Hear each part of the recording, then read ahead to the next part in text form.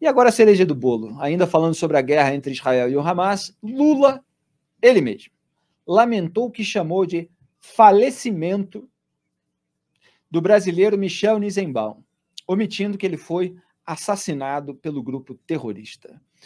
Eu ainda não vi esse vídeo, eu só li a respeito, que já me causou a indignação que eu estou manifestando aqui naturalmente. Eu vou ver pela primeira vez junto com vocês para ver em que tom que ele falou isso, mas essa palavra já soa absolutamente imprópria e inadequada, para dizer o mínimo. Vamos acompanhar.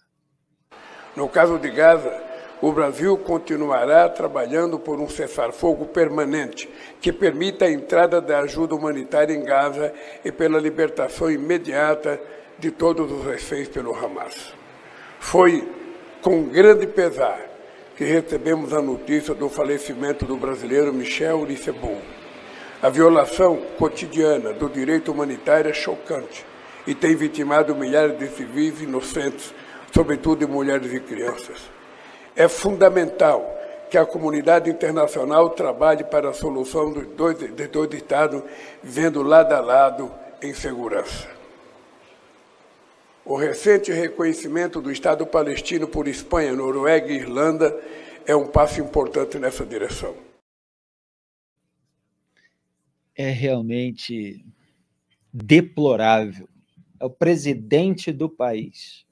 E ele está se referindo ao assassinato de um cidadão como um falecimento. E depois, reparem, a primeira expressão que vem depois é a violação cotidiana do direito humanitário. Ele não diz por quem. É quase que como se ele fizesse uma insinuação de que Israel não estaria fornecendo ajuda humanitária, como já acusou várias vezes o governo brasileiro em relação às autoridades israelenses, obviamente contrariando uma série de evidências que nós mostramos aqui, do esforço de Israel para levar ajuda humanitária. Então, o Lula se refere ao assassinato de um cidadão brasileiro num dia de um massacre que vitimou outros 1.999, não, na verdade 1.200, né, porque já tinha sido computado 1.200, quando depois veio a revelação dessa morte nesse dia, junto com outras, inclusive. Então foram mais de 1.200 assassinatos em 7 de outubro, além do sequestro de 239. Falecimento. É como se o sujeito tivesse morrido ali de causas naturais, como se ele tivesse tropeçado em algum lugar, ou como se ele tivesse passado fome, porque, sei lá, algum país aí não ajudou. Não, é o Hamas que o matou. O Michel Nizenbaum, cuja sobrinha, Ayala, eu conheci em Israel e conversou com o grupo que eu integrava, e tem as imagens registradas aqui no meu filme O Trauma de Israel, é só colocar na busca do YouTube Felipe Moura Brasil em Israel.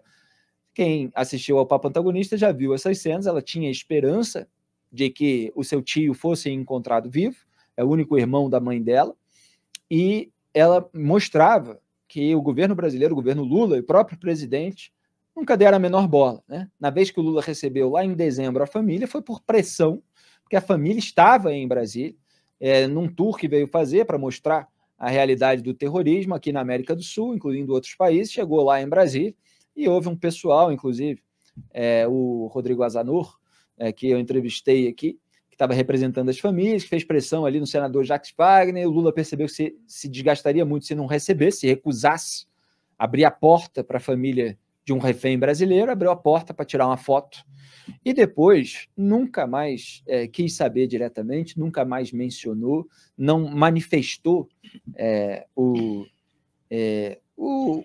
o devido tom, a preocupação com o drama dessa família. Tanto que os próprios integrantes da família apontaram a indiferença, o descaso do governo Lula. E agora ele fala em falecimento, que aí é para acabar mesmo, né? Que aí realmente é para insultar o que restou, é para insultar a história dessa família. É deplorável que um presidente possa ser tão cínico em razão de uma agenda internacional que o conecta ao chamado eixo do mal, com os ditadores do resto do mundo, inclusive esses do Irã, que patrocinam o terror. Duda. É isso, são alguns segundos do Lula falando e a gente vê alguns erros graves que já são até erros do governo brasileiro, do Itamaraty, do Lula, né? Que ele está lendo, né, o texto dele. ele fala em falecimento, as notas do Itamaraty também às vezes falam de morte, mas nunca falam de assassinato. É um absurdo isso, né? Tinha que mostrar realmente a realidade da coisa. Ele fala também ali de que os mortos são sobretudo mulheres e crianças. Isso é falso. Isso é a narrativa do Hamas.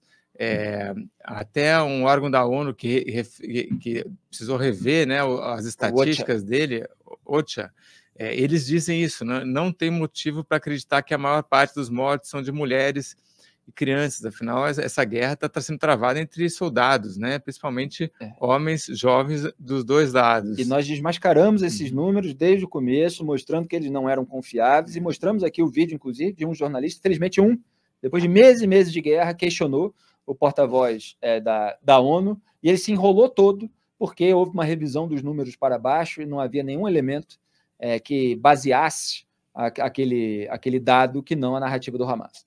E outro erro que o Lula tem cometido bastante eu não vou assistir o discurso inteiro dele, mas eu sei que esse erro aconteceu, que é nunca chamar o Hamas de grupo terrorista, né? Eles só falam, o Hamas cometeu atos terroristas, né? Mas jamais... Nem falam mais, né?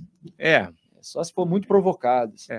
Mas é uma infelicidade, o Lula não aprende, continua repetindo os mesmos erros. Porque eu não chamaria isso de erro, né? Isso é o método do Lula, é o método do Celso Amorim, é a posição oficial deles de aliviar a barra do terror e usar essa postura de país que busca estabelecer o diálogo entre as partes como pretexto para fazer isso. Quer dizer, porque você está buscando diálogo entre as partes, você não vai reconhecer um assassinato como tal? Você vai fingir que a pessoa faleceu, como se fosse um idoso que tivesse morrido, porque, enfim, já está muito velho, como se alguém, enfim, tivesse uma doença grave e tivesse morrido, lamentavelmente, com pesar aqui, o falecimento, registrar o falecimento. O que é isso?